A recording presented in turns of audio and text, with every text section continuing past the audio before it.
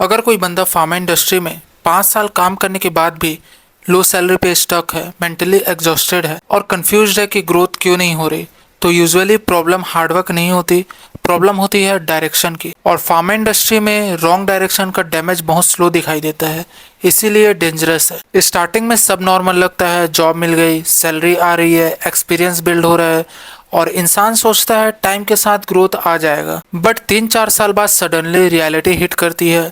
Salary almost same होता है, role same होता है, स्किल एवरेज होता है, अपॉर्चुनिटीज लिमिटेड होती है और तब पहली बार क्वेश्चन आता है, मैंने इतना काम करके भी आगे क्यों नहीं बढ़ रहा। ये एक डेंजरस मिसअंडरस्टैंडिंग होती है। People confuse experience with growth, दोनों सेम नहीं है। अगर कोई बंदा 5 साल से सेम रिपीटेटिव काम कर रहा है, सेम प्रोसेस रिपीट कर रहा है, न्यू सिस्टम नहीं सीख रहा, तो टेक्निकली उसके पास 5 ईयर ग्रोथ नहीं है, उसके पास 1 ईयर रिपीटेड 5 टाइम्स है। इंडस्ट्री लॉयल्टी रिवॉर्ड नहीं करती, वैल्यू रिवॉर्ड करती है और फार्मा में बहुत लोग लॉयल रह जाते हैं, वैल्यूएबल नहीं बनते। इसको बोलते हैं कंफर्ट ट्रैप। इंसान फैमिलियर एनवायरनमेंट में कंफर्टेबल हो जाता है इवन इफ ग्रोथ डेड हो। आपने नोटिस किया होगा कुछ लोग सालों से सेम डेजिग्नेशन में हैं, सेम कंप्लेंट्स करते हैं, सेम सैलरी रेंज में है, लेकिन जॉब स्विच नहीं करते।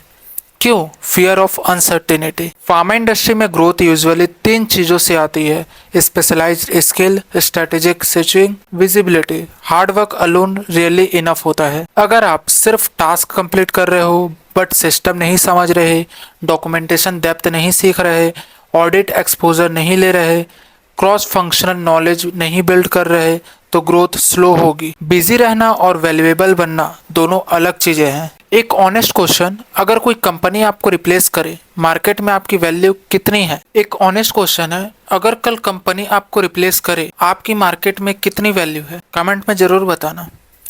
यही पॉइंट में फ्रस्ट्रेशन स्टार्ट होता है।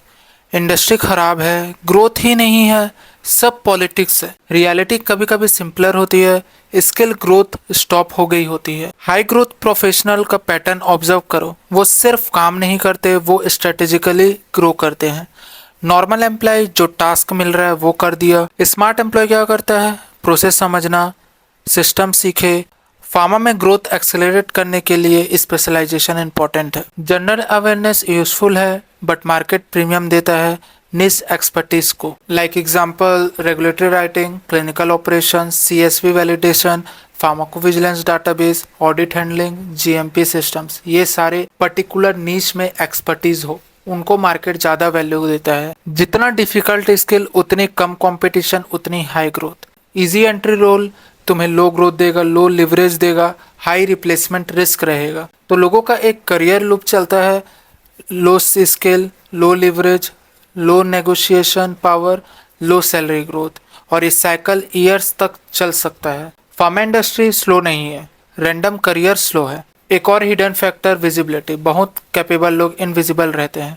No LinkedIn, no networking, no industry exposure, और फिर बोलते हैं अपॉर्चुनिटी नहीं मिलती। इंडस्ट्री आपको ऑटोमेटिकली ग्रो नहीं करेगी, सेल्फ डायरेक्टेड ग्रोथ मैंडेटरी है। अगर जेन्युइनली फास्ट ग्रो करना है, रोल समझो, मार्केट समझो, लेवरेज बिल्ड करो, डिफिकल्ट स्किल सीखो, विजिबल बनो। करियर एक मशीन की तरह होता है, अगर सेम इनपुट देते रहोगे सेम आउटपुट मिलेगा। अगर आपको लग रहा है कि फार्मा में ग्रोथ डेड है, तो एक बार ऑनेस्टली चेक करो, क्या मेरा करियर इंटेंसली बिल्ड हो रहा है या बस चल रहा है?